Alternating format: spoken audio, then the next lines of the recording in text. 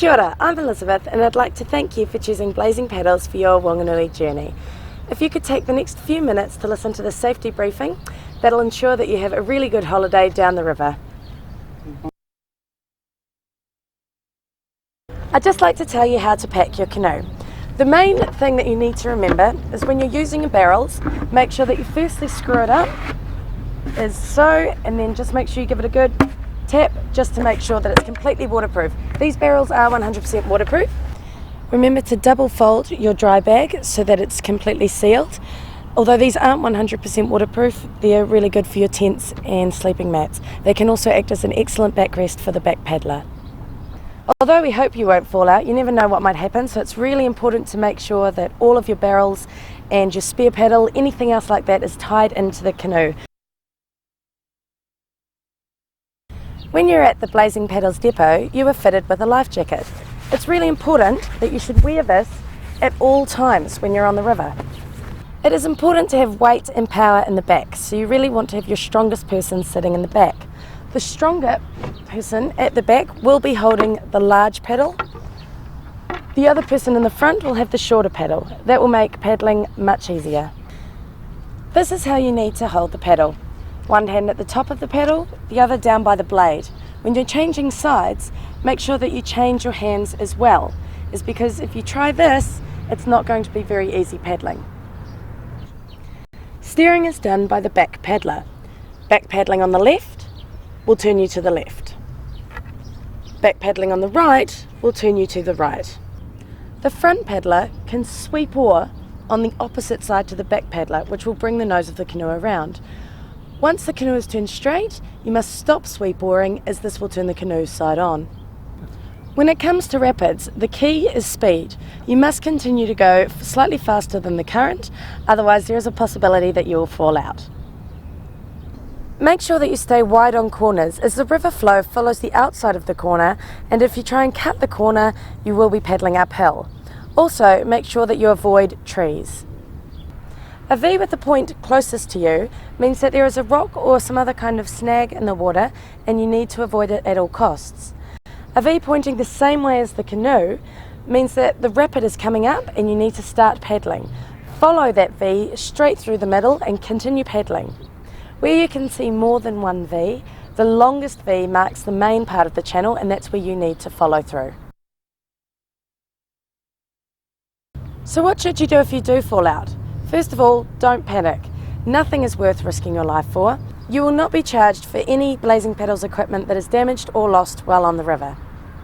Your own property is your own risk, but nothing is worth risking your life for, so perhaps if it's that valuable, leave it back at the depot. Do not attempt to fight the current or stand up. The rocks underneath can be very slippery. Go on your back and lift your knees. Float feet first until you reach calmer water and can stand up easily. Normally the canoe will tip upside down. If there is no risk to life, it can be useful to hang on to the canoe and steer it downstream, pointing the right way. If it's left to float free, sometimes it can turn sideways and wrap around a rock or other snag. An overturned canoe will fill up with water and can be very heavy, so you will need to use the bailer to get rid of the water so that you can begin canoeing again. When a jet boat comes, you will hear it in plenty of time. Move over to whichever side of the river is closest, but don't get too close to the beach or wall. Turn your canoe at right angles to the wash so that you don't get swamped. Never enter a rapid once a jet boat has started its run, as it cannot stop.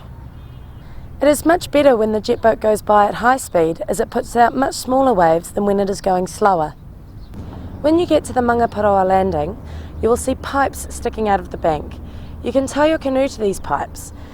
Make sure that you keep in mind that jet boats will be bringing older customers through and they are unable to scramble over your canoes. Your driver will explain what the current weather conditions are, but remember that they can change at any time.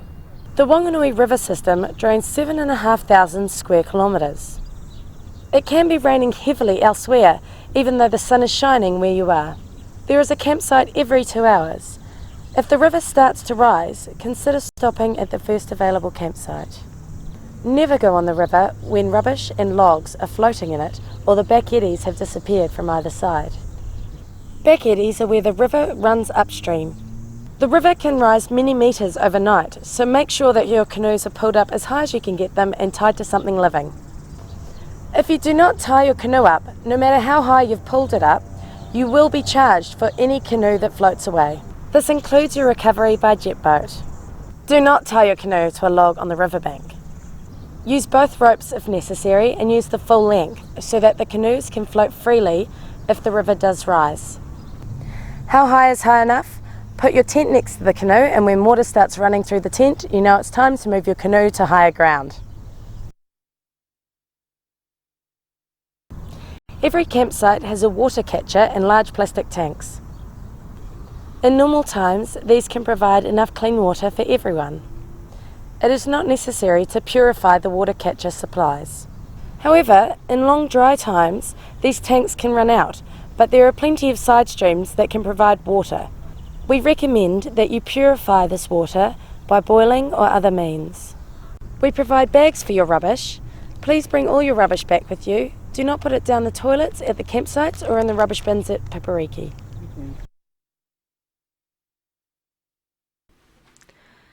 Rapids to watch for.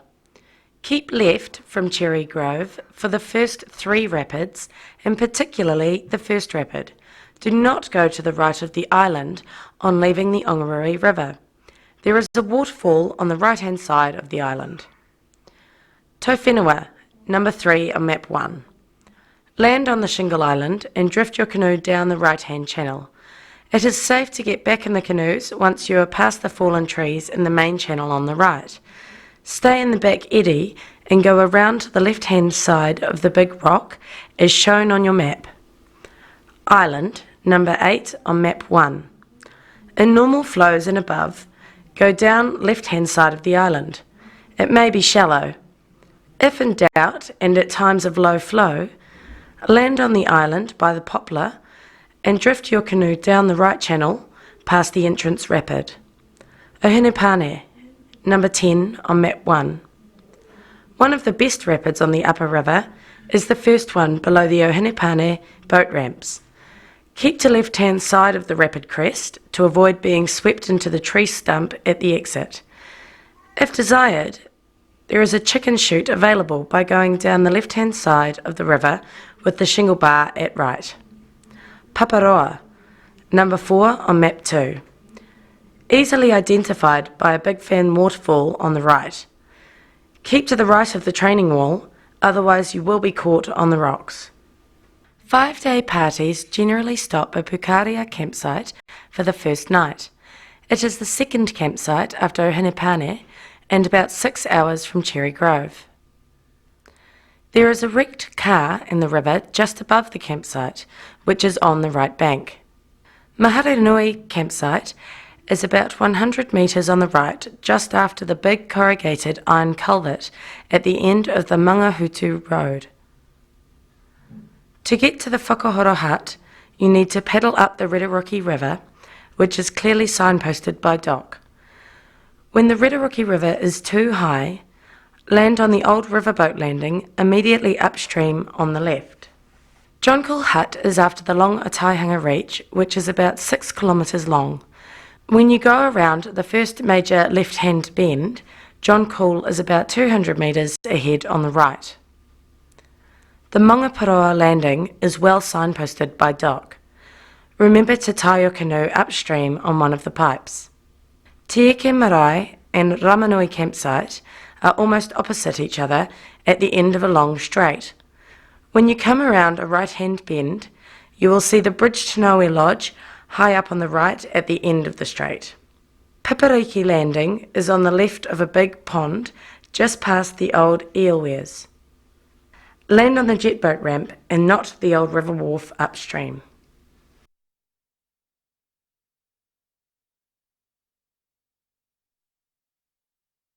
Welcome to Blazing Paddle.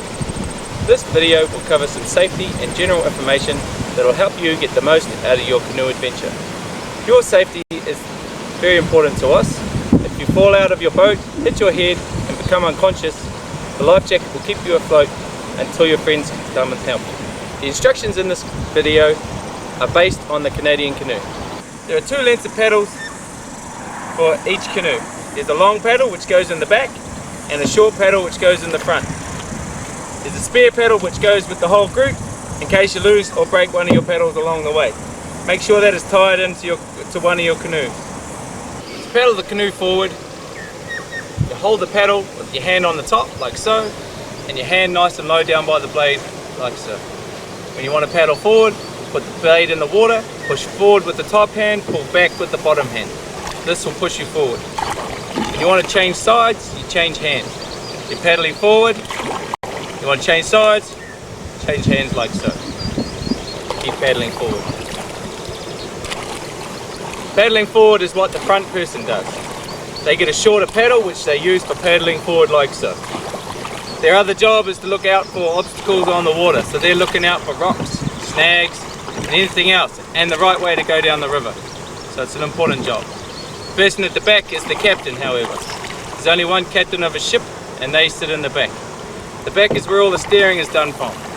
So when you're paddling down the river, the back person can use 3 different strokes to steer the boat. They can use the forward paddle, like the front person does, like so. They can use a rudder out to the rear, where they hang the paddle out behind, like this, and the front person continues to paddle forward. They can steer the boat and aim between 2 obstacles, like 2 rocks. If they're going between 2 rocks on the river, you can use the paddle out to the rear like a rudder. The other kind of paddle stroke they can use is a back paddle. So leaning back and pulling backwards with the paddle, like so. We'll turn the front of the boat very quickly. So you use that paddle stroke in an emergency or when you want to turn a corner very quickly. So generally paddling forward and using the other 2 strokes as steering when traveling through the rapids is the best way to go. When you're paddling down the river, the front person just paddles on one side for as long as they feel comfortable, and then once they get tired, they change to the other side. If they change all the time, this will make it hard for the back person, who has to paddle on the opposite side to compensate and make the boat go straight. So the front person just paddles on one side as long as possible, then changes to the other side. Remember that communication is very important. If you keep talking to each other, then you'll both know what's going on and you'll have more control of the boat. If the person at the back doesn't talk to the person in the front, you're more than likely going to fall out. If you cut a corner, there may be a rock or a tree just around the corner which you can't see until the last second, and then it'll be too late. But if you go wide around the corners, you'll have plenty of time to react to any obstacle you come across. After you've gone wide around the corner before the rapid, you can slowly stand up in your canoe like so. Using the bar as a brace, you can stand up in the back of the canoe. From here, you'll be able to see down the rapid to pick the best path to travel down the river. Once you've decided on your entry and exit, it's just a matter of sitting down and paddling confidently, deciding the route you want to go and going with your plan. Remember, confidence is everything. If you are confident about the way you go down a rapid, you'll have much more control than if you just let the river take you wherever it wants. A boat that's moving through the water quickly will have much more control and your back paddles will be much more effective than a boat that's just bobbing down a rapid like a cork. When you're going down the river, you're always trying to point forward or backwards. The most likely time you'll fall over is if you're sideways down the river. So if you do go onto a rock and go sideways and fall out, first thing you want to look after is yourself. You're the most important thing. After that, your paddle. Your paddle, it's much easier to find a whole boat than it is to find a paddle. So, first thing you want to look out for is your paddle. You've fallen out of your canoe. So once you've saved yourself and saved your paddle, next, make your way over to your boat. Leave the boat upside down, as the pocket of air inside the boat will help the boat float and to help you get it to the side of the river. Once you get to the back of your boat, you can climb onto the rear like a surfboard. Holding onto your paddle, you can kick it until you get to the end of the rapid. Once you get to the end of the rapid, you can kick it to the side. Once you get to the side, pull it out of the water and start over again. While you're paddling down the river, water will be splashing into the front of your boat. The water should pull at the rear of the boat by the back person's feet. Use the baler provided to scoop the water out of the boat. This will keep the boat more manoeuvrable and make it easier to paddle. Hard work.